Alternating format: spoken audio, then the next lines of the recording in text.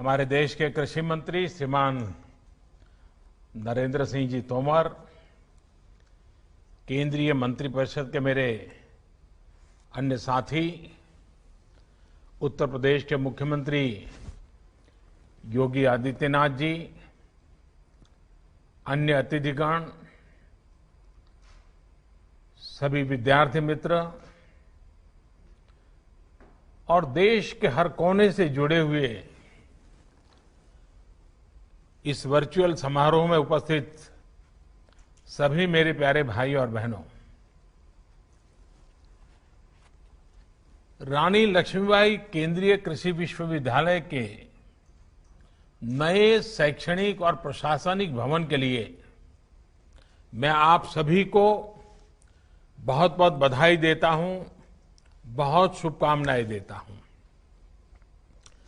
यहां से पढ़कर बहुत कुछ सीख करके निकलने वाले युवा साथी देश के कृषि क्षेत्र को सशक्त करने का काम करेंगे। छात्र छात्राओं की तैयारियां, उनका उत्साह और अभी जो संवाद हो रहा था और जो मेरी आप लोगों से बात करने का मुझे मौका मिला, मैं वो उत्साह, उमंग, विश्वास मैं अनुभव कर रहा था। ये दिखाई दिया। मुझे विश्वास है कि इस नए भवन के बनने से अनेक नई सुविधाएं मिलेगी। इन सुविधाओं से स्टूडेंट को और ज्यादा काम करने की प्रेरणा मिलेगी, और ज्यादा प्रोत्साहन मिलेगा। साथियों, कभी रानी लक्ष्मीबाई ने बुंदेलखंड की धरती पर गर्जना की थी, मैं मेरी झांसी नहीं दूंगी। हम सबको ये वाक्य बराबर याद है, मैं मेरी झांसी नहीं दूंगी। आज एक नई गर्जना की आवश्यकता है और इसी झांसी से, इसी बुंदेलखंड की धरती से आवश्यकता है। मेरी झांसी, मेरा बुंदेलखंड आत्मनिर्भर भारत अभियान को सफल बनाने के लिए पूरी ताकत लगा देगा, एक नया अध्याय लिखेगा। इसमें बहुत बड़ी भूमिका कृषि की है, एग्रीकल्चर की है। जब हम कृषि में आत्मनिर्भरता की बात करते हैं तो ये सिर्फ खाद्यान्न तक ही सीमित नहीं है, बल्कि ये गांव की पूरी अर्थव्यवस्था की आत्मनिर्भरता की बात है। ये देश के अलग अलग हिस्सों में खेती से पैदा होने वाले उत्पादों में वैल्यू एडिशन करके देश और दुनिया के बाजारों में पहुंचाने का मिशन है। कृषि में आत्मनिर्भरता का लक्ष्य किसानों को एक उत्पादक के साथ ही उद्यमी बनाने का भी है। जब किसान और खेती उद्योग की भांति आगे बढ़ेगी तो बड़े स्तर पर गांव में और गांव के पास ही रोजगार और स्वरोजगार के अवसर तैयार होने वाले हैं। साथियों, इस समय और जब हम इस संकल्प के साथ ही हाल में कृषि से जुड़े ऐतिहासिक रिफॉर्म्स ये सरकार लगातार कर रही है, कई रिफॉर्म्स किए गए हैं। भारत में किसान को बंदिशों में जकड़ने वाली कानूनी व्यवस्थाएं, मंडी कानून जैसा और आवश्यक वस्तु कानून, इन सब में बहुत बड़ा सुधार किया गया है। इससे किसान अब बाकी उद्योगों की तरह पूरे देश में मंडियों से बाहर भी जहां उसको ज्यादा दाम मिलते हैं वहां अपनी उपज बेच सकेगा। इतना ही नहीं, गांव के पास उद्योगों के क्लस्टर बनाने की व्यापक योजना बनाई गई है। इन उद्योगों को बेहतर इंफ्रास्ट्रक्चर की सुविधा मिले, इसके लिए 1,00,000 करोड़ रुपए का विशेष फंड बनाया गया है। इस फंड के माध्यम से हमारे कृषि उत्पादक संघ, हमारे एफपीओज अब भंडारण से जुड़ा आधुनिक इंफ्रास्ट्रक्चर भी तैयार कर पाएंगे और प्रोसेसिंग से जुड़े उद्योग भी लगा पाएंगे। इससे कृषि क्षेत्र में पढ़ाई करने वाले युवाओं और उनके सभी साथी, इन सबको नए अवसर मिलेंगे, नए स्टार्टअप्स के लिए रास्ते बनेंगे। साथियों, आज बीज से लेकर के बाजार तक खेती को टेक्नोलॉजी से जोड़ने का, आधुनिक रिसर्च के फायदों को जोड़ने का निरंतर काम किया जा रहा है। इसमें बहुत बड़ी भूमिका रिसर्च संस्थानों और कृषि विश्वविद्यालयों की भी है। 6 साल पहले की ही बात करें तो जहां देश में सिर्फ एक केंद्रीय कृषि विश्वविद्यालय था, आज 3 सेंट्रल एग्रीकल्चर यूनिवर्सिटीज देश में कार्यरत है। इसके अलावा 3 और राष्ट्रीय संस्थान, IARI झारखंड, IARI असम और बिहार के मोतिहारी में Mahatma Gandhi institute for integrated farming, इनकी भी स्थापना की जा रही है। ये रिसर्च संस्थान छात्र छात्राओं को नए मौके तो देंगे ही, स्थानीय किसानों तक टेक्नोलॉजी के लाभ पहुंचाने में भी, उनकी क्षमता बढ़ाने भी मदद करेंगे। अभी देश में सोलर पंप, सोलर ट्री, स्थानीय जरूरतों के मुताबिक तैयार किए गए बीज, माइक्रो इरिगेशन, ड्रिप इरिगेशन, अनेक क्षेत्रों में एक साथ काम हो रहा है। इन प्रयासों को ज्यादा से ज्यादा किसानों तक पहुंचाने के लिए, खासतौर पर बुंदेलखंड के किसानों को इससे जोड़ने के लिए आप सभी की बहुत बड़ी भूमिका है। आधुनिक टेक्नोलॉजी का उपयोग कृषि और इससे जुड़ी चुनौतियों से निपटने में कैसे काम आ रहा है, हाल में इसका एक और उदाहरण देखने को मिला है। आपको याद होगा, यहां बुंदेलखंड में मई के महीने में टिड्डी दल का बहुत बड़ा हमला हुआ था।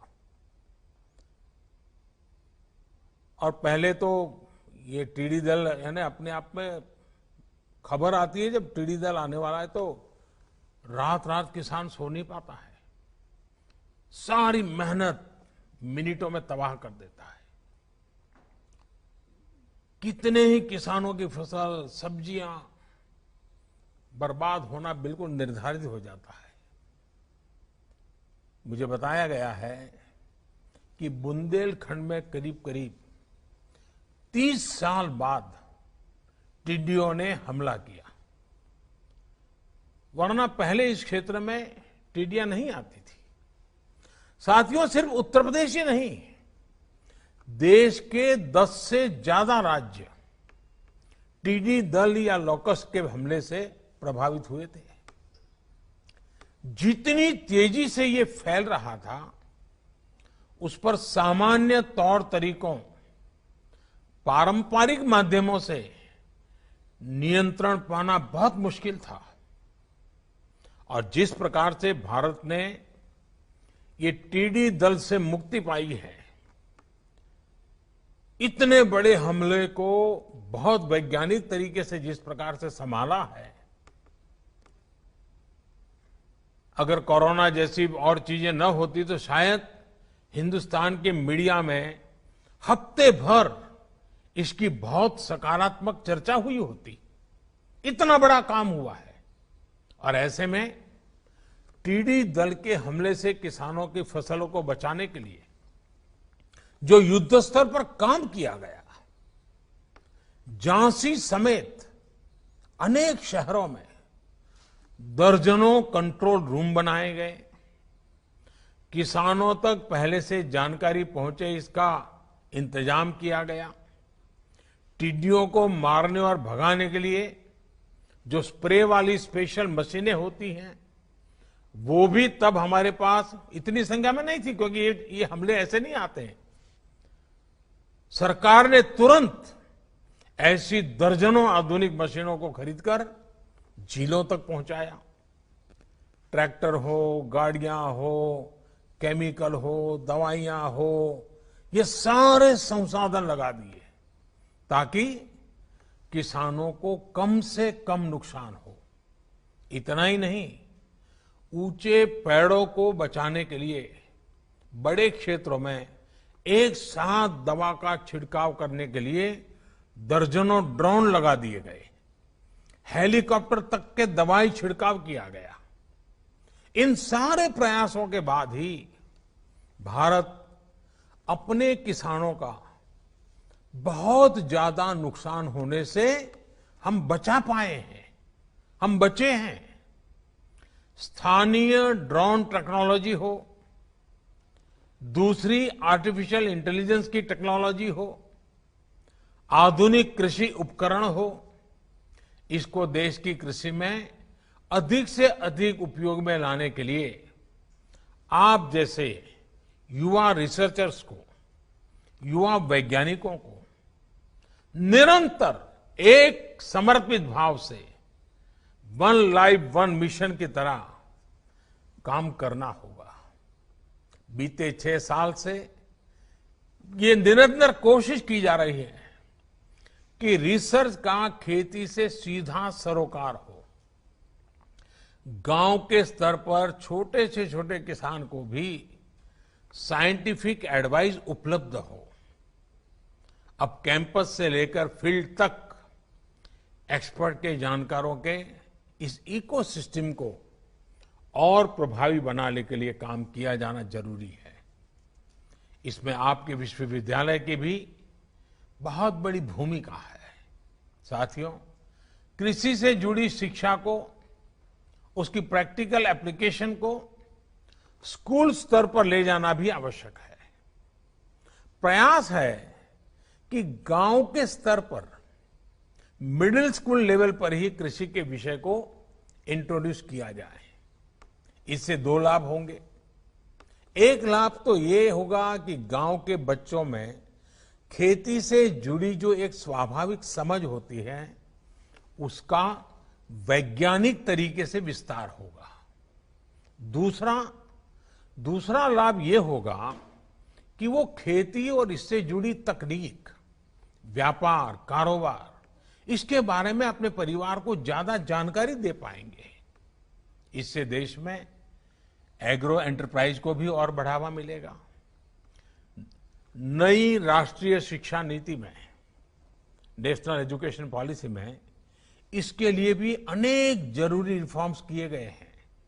साथियों, कितनी ही चुनौतियां क्यों न हो, निरंतर उनका मुकाबला करना हमेशा से, सिर्फ लक्ष्मीबाई के जमाने से नहीं, हमेशा से बुंदेलखंड अगुवाई करता रहा है। बुंदेलखंड की यही पहचान रही है कि कोई भी संकट के सामने मुकाबला करना। कोरोना के खिलाफ बुंदेलखंड के लोग भी डटे हुए हैं। सरकार ने भी प्रयास किया है कि लोगों को कम से कम दिक्कत हो, गरीब का चूल्हा जलता रहे। इसके लिए उत्तर प्रदेश के करोड़ों गरीब और ग्रामीण परिवारों को जैसे देश के अन्य भागों में मुफ्त राशन दिया जा रहा है, आपके यहां भी दिया जा रहा है। बुंदेलखंड की करीब करीब 10 लाख गरीब बहनों को इस दौरान मुफ्त गैस सिलेंडर दिए गए हैं। लाखों बहनों के जनधन खाते में हजारों करोड़ रुपए जमा किए गए हैं। गरीब कल्याण रोजगार अभियान के तहत अकेले उत्तर प्रदेश में 700 करोड़ रुपए से अधिक का खर्च अब तक किया जा चुका है, जिसके तहत लाखों कामगार साथियों को रोजगार उपलब्ध हो रहा है। मुझे बताया गया है कि इस अभियान के तहत यहां बुंदेलखंड में भी सैकड़ों तालाबों को ठीक करने और नए तालाब बनाने का काम किया गया है। साथियों, चुनाव से पहले जब मैं झांसी आया था, तब मैंने बुंदेलखंड की बहनों से कहा था कि बीते 5 वर्ष शौचालय के लिए थे और आने वाले 5 वर्ष पानी के लिए होंगे। बहनों के आशीर्वाद से हर घर जल पहुंचाने का अभियान तेजी से आगे बढ़ रहा है। यूपी और एमपी में ये बुंदेलखंड फैला हुआ है। ये बुंदेलखंड के सभी जिलों में पानी के स्रोतों का निर्माण करने और पाइपलाइन बिछाने का काम निरंतर जारी है। इस क्षेत्र में 10,000 करोड़ रुपए से अधिक की करीब 500 जल परियोजनाओं की स्वीकृति दी जा चुकी है। पिछले 2 महीने में इनमें से करीब करीब 3,000 करोड़ रुपए की परियोजनाओं पर काम शुरू भी हो चुका है। जब ये तैयार हो जाएगी तो इससे बुंदेलखंड के लाखों परिवारों को सीधा लाभ होगा। इतना ही नहीं, बुंदेलखंड में भूजल के स्तर को ऊपर उठाने के लिए अटल भूजल योजना पर भी काम चल रहा है। झांसी, महोबा, बांदा, हमीरपुर, चित्रकूट और ललितपुर, इसके साथ साथ पश्चिम यूपी के सैकड़ों गांवों में जल स्तर को सुधारने के लिए 700 करोड़ रुपए से अधिक की योजना पर काम जारी है। साथियों, बुंदेलखंड के एक और बेतवा बहती है और दूसरी ओर केन नदी बहती है। उत्तर दिशा में मां यमुना जी हैं, लेकिन स्थितियां ऐसी हैं कि इन नदियों के पानी का पूरा लाभ पूरे क्षेत्रों को नहीं मिल पाता है। इस स्थिति को बदलने के लिए भी केंद्र सरकार निरंतर प्रयास कर रही है। केन बेतवा नदी लिंक परियोजना में इस क्षेत्र के भाग्य को बदलने की बहुत ताकत है। इस दिशा में हम दोनों राज्य सरकारों के साथ लगातार संपर्क में हैं, काम कर रहे हैं। मुझे पूरा विश्वास है कि एक बार जब बुंदेलखंड को पर्याप्त जल मिलेगा तो यहां जीवन पूरी तरह से बदल जाएगा। बुंदेलखंड एक्सप्रेसवे हो या फिर डिफेंस कॉरिडोर, हजारों करोड़ रुपए के प्रोजेक्ट भी यहां रोजगार के हजारों नए अवसर बनाने का काम करेंगे। वो दिन दूर नहीं जब वीरों की ये भूमि झांसी और इसके आसपास का ये पूरा क्षेत्र देश को रक्षा क्षेत्र में आत्मनिर्भर बनाने के लिए एक बड़ा क्षेत्र विकसित हो जाएगा। यानी एक तरह से बुंदेलखंड में जय जवान, जय किसान और जय विज्ञान का मंत्र चारों दिशाओं में गूंजेगा। केंद्र सरकार और उत्तर प्रदेश की सरकार बुंदेलखंड की पुरातन पहचान को, इस धरती के गौरव को समृद्ध करने के लिए प्रतिबद्ध है। भविष्य की मंगल कामनाओं के साथ एक बार फिर यूनिवर्सिटी के नए भवन की आप सबको बहुत बहुत बधाई। 2 गज की दूरी, मास्क है जरूरी, इस मंत्र को आप हमेशा याद रखिए। आप सुरक्षित रहेंगे तो देश सुरक्षित रहेगा। आप सभी का बहुत बहुत आभार। धन्यवाद।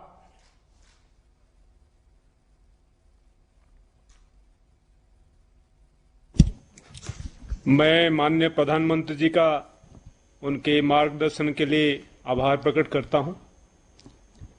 मैं उत्तर प्रदेश के मुख्यमंत्री जी श्री योगी आदित्यनाथ जी का भी आभार प्रकट करता हूं तथा केंद्रीय कृषि एवं किसान कल्याण मंत्री श्री नरेंद्र सिंह तोमर और राज्य मंत्री सम्माननीय श्री रूपाला जी और श्री कैलाश चौधरी जी का भी धन्यवाद देता हूं। इस कार्यक्रम में शामिल हुए सभी महानुभावों, छात्र छात्राओं सबको हार्दिक धन्यवाद देता हूं। बहुत बहुत धन्यवाद।